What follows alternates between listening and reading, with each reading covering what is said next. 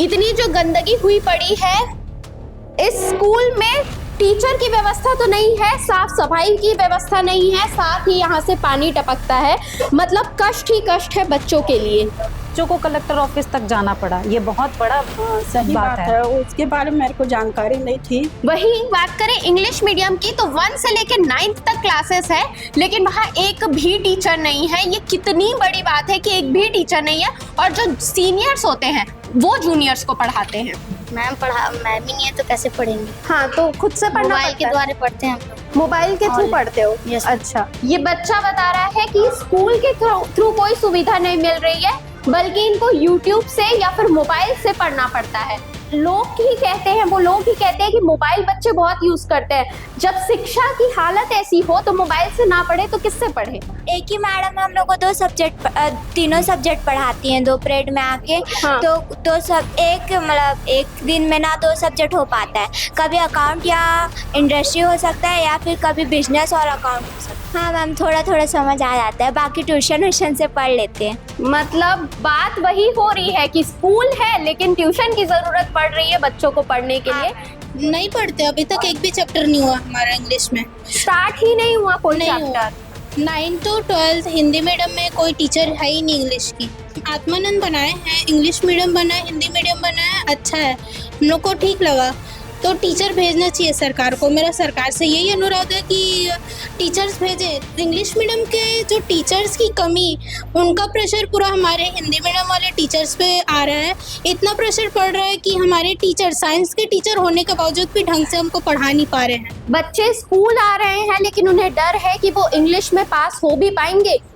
28 जुलाई को जेपी नगर के बच्चे आत्मानंद स्कूल के पहुंचे थे दुर्ग, कलेक्टर से मिलने और उनसे सवाल करने कि आखिर क्यों उनके स्कूल में शिक्षक नहीं है, शिक्षक की सुविधाएं नहीं है। तो आज सीजी भास्कर की टीम इसी किस्से पर पहुंची है इस स्कूल में, और जानेंगे बच्चों से कि क्या जवाब उन्हें मिला कलेक्टर की तरफ से कि कब तक उनकी मांग पूरी होगी और शिक्षक अवेलेबल हो पाएंगे इस स्कूल में। जेपी नगर के आत्मानंद स्कूल, जो कि लास्ट ईयर ही इस स्कूल को खोला गया था। हर छत्तीसगढ़ में हर जगह इंग्लिश मीडियम की संस्था खोली गई थी। तो जेपी नगर के आत्मानंद इंग्लिश मीडियम में इस वक्त हम पहुंचे हुए हैं और प्रिंसिपल से बात करेंगे इस संबंध में कि कल आत्मानंद के बच्चे जो हैं, जेपी नगर के आत्मानंद स्कूल के जो बच्चे हैं, टीचर्स की मांग को लेकर कलेक्टर ऑफिस पहुंचे थे। इस संबंध में प्रिंसिपल से बात करेंगे कि क्यों बच्चों को वहां तक जाना पड़ा, इसके पीछे का क्या कारण है।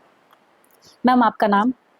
मैं श्रीमती सुधा कुर्रे जी। ये इंग्लिश मीडियम जो जेपी नगर में खुला हुआ है, यहाँ की जो आप प्रिंसिपल है, ये कितना साल हुआ इसे खुले? जेपी नगर स्कूल में जो आत्मानंद बना है वो तो जो एडमिशन है इसी साल हुआ है। इसी साल हुआ है?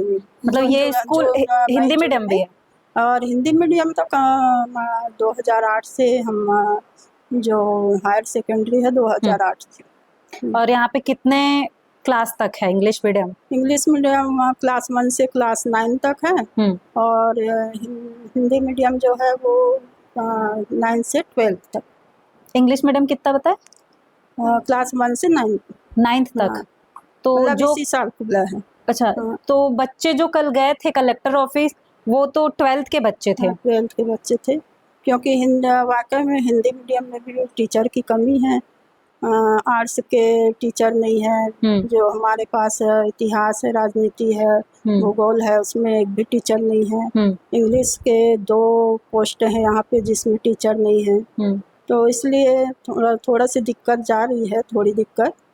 तो वो तो हम शाला प्रबंधन से भी बात किए थे, तो गए थे सर लोग, तो वहाँ अभी ये व्यवस्था निकाली गई है। अभी विज्ञापन वगैरह सब लोग निकाले हैं वहाँ। 25 लास्ट डेट था आवेदन का, तो हो जाएगा व्यवस्था करके, हमको आश्वासन दिए। आप लोग को कितना टाइम तक का टाइम दिए थे कि इतने टाइम तक टीचर्स हम अवेलेबल करवा देंगे, जब आप लोग ने मांग की वहाँ पे? तो हाँ, इसीलिए तो विज्ञापन निकाले हैं वहाँ से। 25 है अभी, लास्ट 25 तारीख को उसका लास्ट डेट था आवेदन का। तो बच्चों को वहां तक जाना पड़ा, उसका क्या कारण है? मतलब प्रिंसिपल है या फिर आपके संस्थापक है वो जा रहे हैं, ठीक है, लेकिन बच्चों को कलेक्टर ऑफिस तक जाना पड़ा, ये बहुत बड़ा हाँ, सही बात है। उसके बारे में मेरे को जानकारी नहीं थी।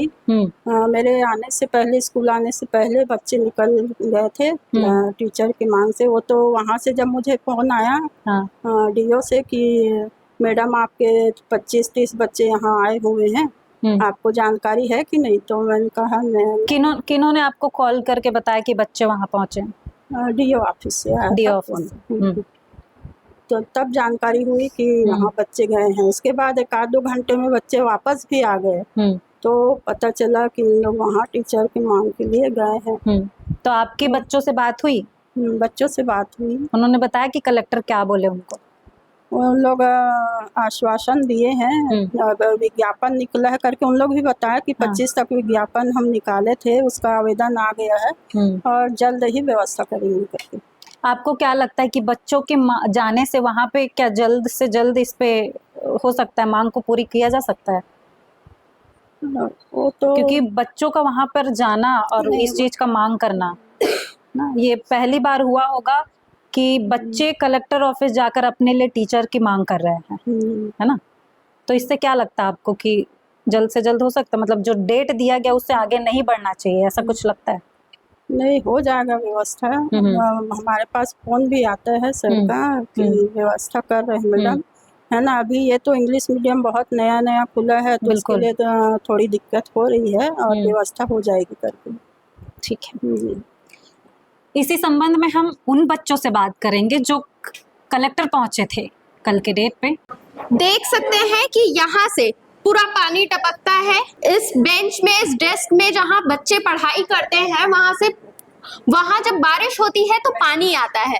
अब सोच सकते हैं शिक्षा पर कितना बड़ा सवाल खड़ा होता है। प्लस ये देखिए गंदगी, इतनी जो गंदगी हुई पड़ी है इस स्कूल में, टीचर की व्यवस्था तो नहीं है, साफ सफाई की व्यवस्था नहीं है, साथ ही यहाँ से पानी टपकता है।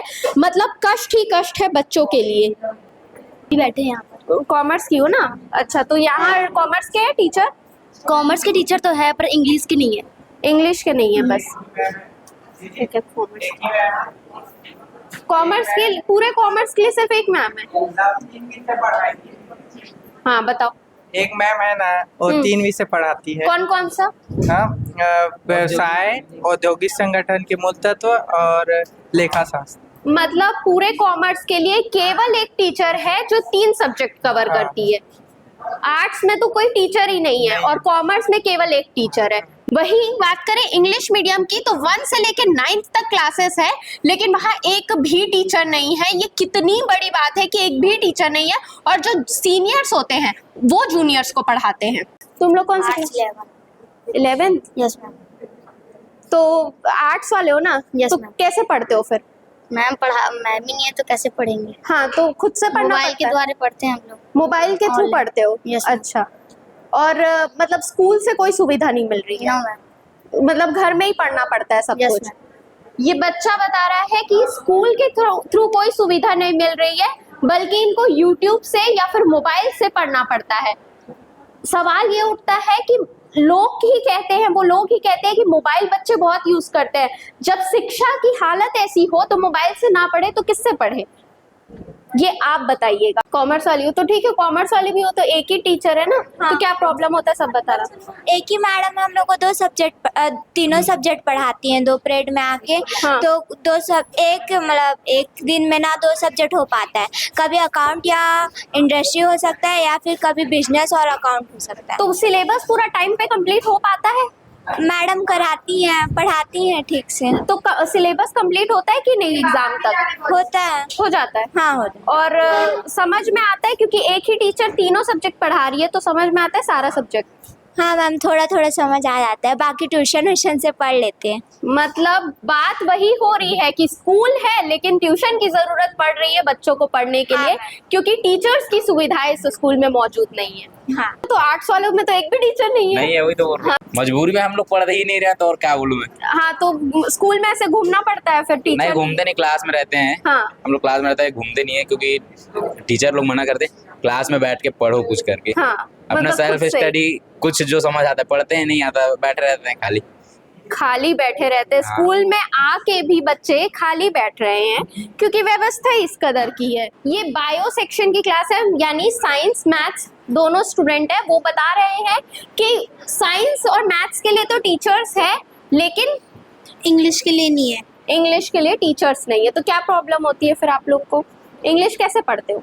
नहीं पढ़ते, अभी तक एक भी चैप्टर नहीं हुआ हमारा इंग्लिश में। स्टार्ट ही नहीं हुआ कोई नहीं हुआ। चैप्टर? 9 to 12 हिंदी मीडियम में कोई टीचर है ही नहीं इंग्लिश की। अच्छा, हमारे स्कूल में टीचर्स ही प्रॉब्लम है कि हमारे स्कूल में टीचर्स ही नहीं है।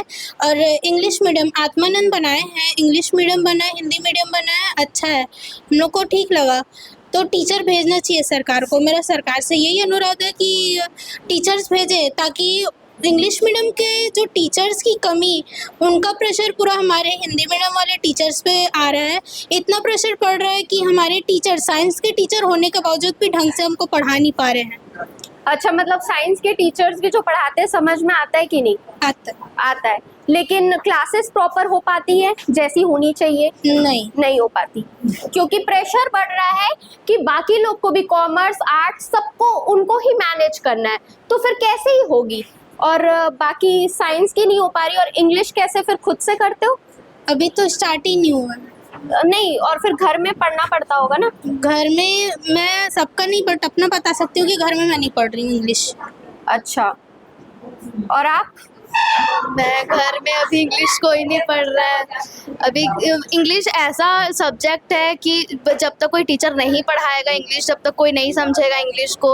और इवन 11th का इंग्लिश तो और हार्ड है, तो बिना समझा कोई नहीं समझ सकता। और घर में भी शायद ही कोई पढ़ता होगा, नहीं पढ़ पाता होगा कोई। तो फिर डर है कि इंग्लिश में पास कैसे होंगे, क्योंकि चालू ही नहीं हुआ है अभी तक इंग्लिश का कोई भी चैप्टर। Yes. डर है। बच्चे स्कूल आ रहे हैं, लेकिन उन्हें डर है कि वो इंग्लिश में पास हो भी पाएंगे क्योंकि टीचर्स तो अवेलेबल नहीं है। जहां छत्तीसगढ़ में युक्ति युक्तकरण को लेकर बवाल मचा हुआ था कुछ दिन पहले, और आज शिक्षा पर बहुत बड़ा सवाल है। जहां रिटायरमेंट के बाद टीचर्स का यहाँ पे आगमन हुआ ही नहीं है। जेपी नगर स्कूल है, शासकीय स्कूल, हिंदी मीडियम के बच्चे हैं, जहां आर्ट्स में बिल्कुल भी टीचर्स नहीं है। और भी बच्चों से बात किया, आपने पूरी वीडियो देखी है, पूरा रिपोर्ट आप समझ गए होंगे कि मामला यहाँ पे क्या है। लेकिन बार बार हम इसी चीज़ को दोहरा रहे हैं कि शिक्षा, जहाँ पे छत्तीसगढ़ में शिक्षा एक बहुत बड़ा मुद्दा है। छत्तीसगढ़ 2000 में मध्य प्रदेश से अलग हुआ था। उसके बाद से ये सोच के अलग किया गया था कि छत्तीसगढ़ को एक विकास मिलेगा, लेकिन विकास के नाम पे तो कुछ भी नहीं है। यहाँ पे शिक्षा का नाम पे 0 है। मुश्किल से 5% लोग ही यहाँ पे शिक्षित होंगे, इसीलिए छत्तीसगढ़ अभी भी पिछड़ा हुआ है। लोग अगर छत्तीसगढ़ की सरकार या शिक्षा मंत्री जो भी कहते हैं कि इसे आगे बढ़ाना, छत्तीसगढ़ को आगे बढ़ाना, तो शिक्षा का व्यवस्था आप देख रहे हैं इस तरीके से आगे नहीं बढ़ेगा।